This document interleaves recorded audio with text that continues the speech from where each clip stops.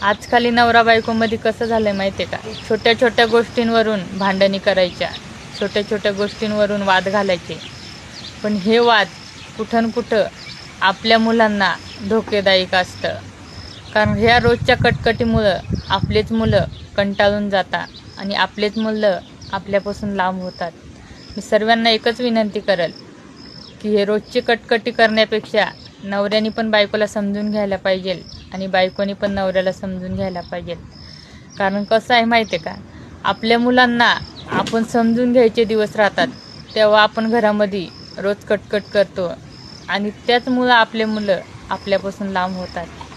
असं कधीच करू नका. छोट्या छोट्या गोष्टींवरून वाद घालण्यापेक्षा एकमेकाला समजून घ्या. कारण आपले मुलं जर आपल्यापासून लांब झाले ना, तर नंतर त्यांना किती बी समजवलं ना तर ते नाही समजून घेत आणि संसारात एकदा आग लागली तर ती कधीच विझत नाही बरं का.